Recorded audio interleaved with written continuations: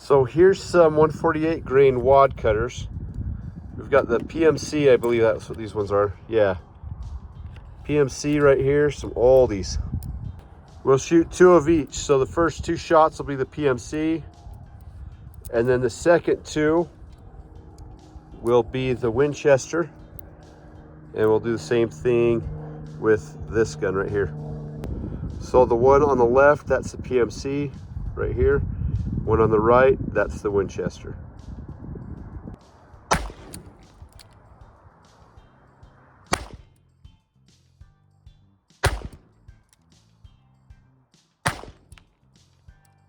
Same order of fire, but now with the Ruger.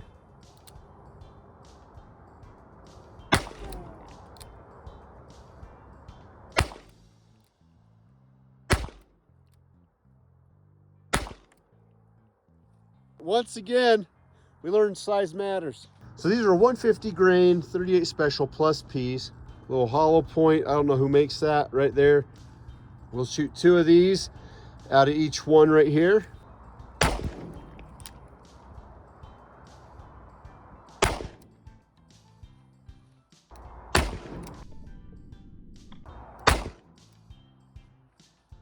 Now for the scientific testing that I know everybody has been waiting for, I've just got some jugs of water. They're not all the same size, thickness. I don't have enough to do a bunch of penetration tests. So I've just got some ballistic denim lined up behind, and then a little bit of dihydrogen monoxide to cause expansion, and hopefully the leaf ivers will trap them.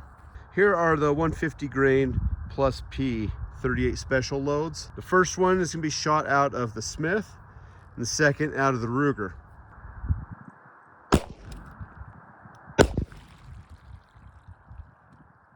That first one, oh crap, I kind of screwed the pooch on that. We'll see what happened. I shot the first one double action, one-handed, and did not hit where I was aiming. That's fully on me. The second one I hit right where I was aiming, right here, but the problem was it blew out the back of that jug and we lost our water. I was hoping it would just kind of punch through both sides, but it came down here, but it busted that whole side open and I lost all the water. I believe that's that lower, that first one, or the second one,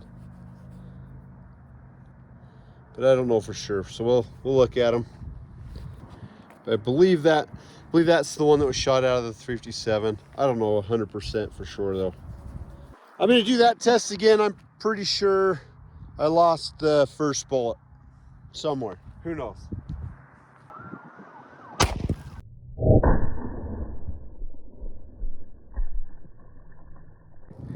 It went through all of this, which probably means it didn't expand much, and we caught it right there.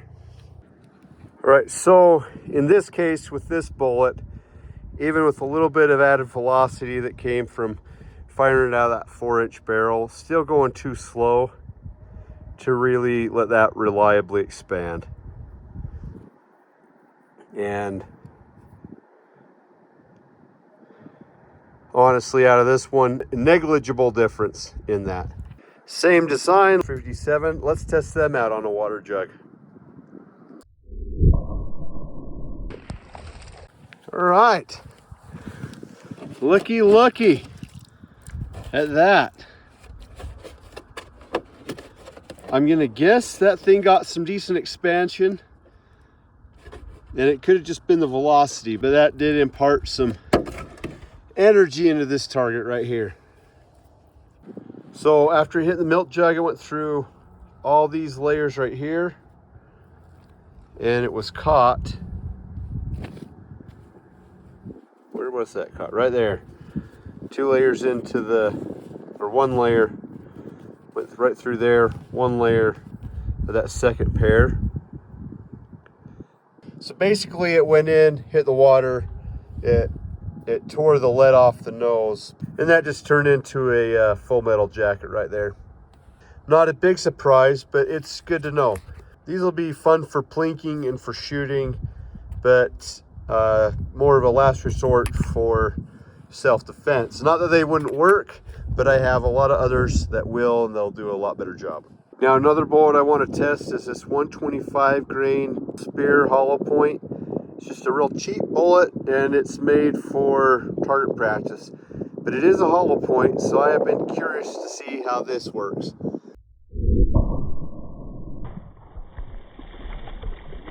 Well, she chooches. Seemed to do a pretty good job. Blew this thing wide open. Judging by the hole there, I'm going to say there's some expansion, but not a ton. I could be wrong, and hope that I am.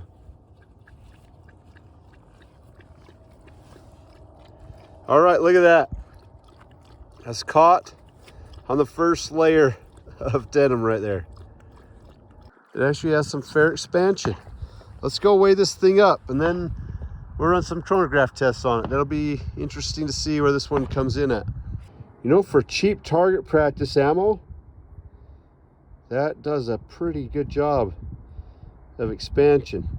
This wind is doing an awesome job on the scale. All right, so 121 point something, 121.2, depends on how fast the wind's blowing. So we kept a lot of the weight retention on it, and I'm kind of digging that. That's a sweet little round right there.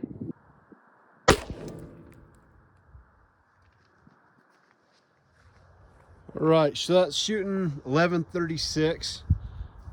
I'm going to test out some unique loads I have of 125 grain XTPs and see how they come in.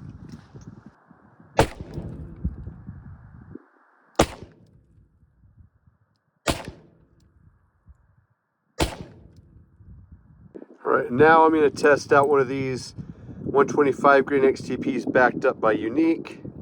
You're not going to get the same velocities from this as you are with like H110 or W296, which I believe are the same powder.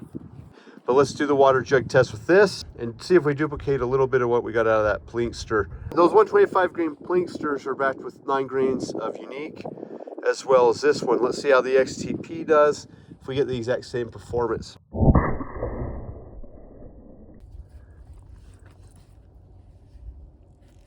Find it right into there. Well, that is wild. That same weight bullet. Oh, look at Sheepdog. He's chasing all the I don't know, are they locusts, grasshoppers, whatever they are. But that's crazy. The same powder charge, just different bullet design, and that performs so much better. I wonder if that first one was just a fluke, so we're gonna try that one more time with the Plinkster. All right, on the XTP, 121 grains.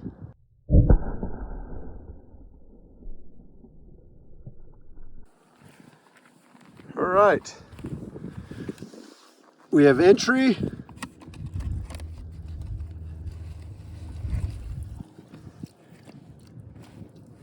And we have a good capture.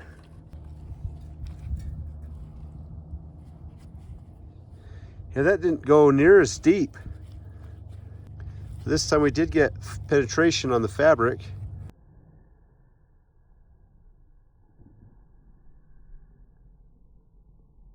All right, so now we've got this flat point 158 grain right here. This is backed by just a little bit of Unique. I don't expect that to do anything but penetrate, and it might have a little deformation, but I don't think that'll be too much. And then we have a 158 grain XTP. That has that standard XTP hollow point right there. And we'll see how that one compares with that flat point XTP. And this one is backed by H110.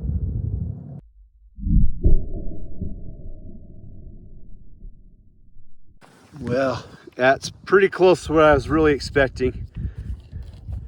Just kind of punched a hole through it. and then into the pants. Oh man. But I think it punched all the way through and then hit the rock. I thought for sure we would capture it in this denim, but no, that punched through, hit the rock, and splattered. That's that last one we shot. But look at that. 150, somewhere in there, depending on how the wind's blowing. Grains right there. So you need deep penetration. And these are just backed by 7.5 grains of unique, but that gives you some penetration right there. Right now, let's try that 158 grain XTP with the H110 behind it.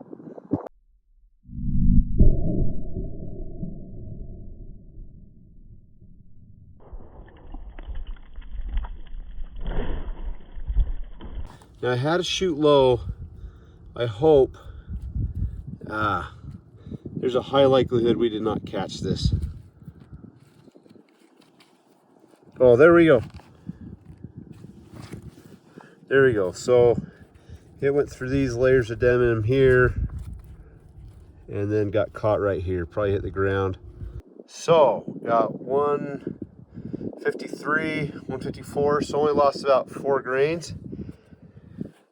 And then as we can see, that allowed it to dissipate its energy quicker into the target.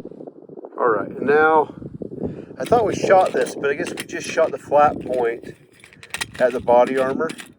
We're gonna do our very last round. We're gonna shoot this flat point. We're gonna shoot it at the last jug of water, see if we can get a good capture on it, and should call it a day.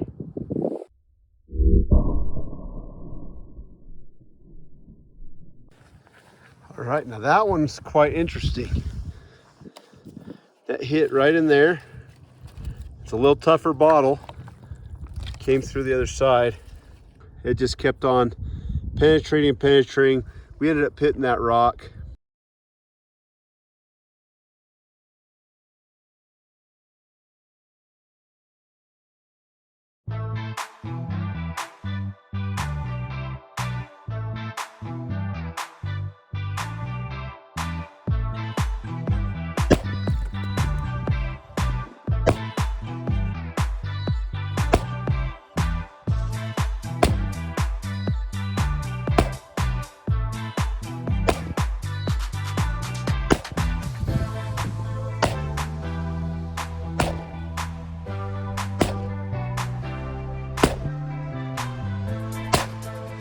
All right, well, sayonara, Francine.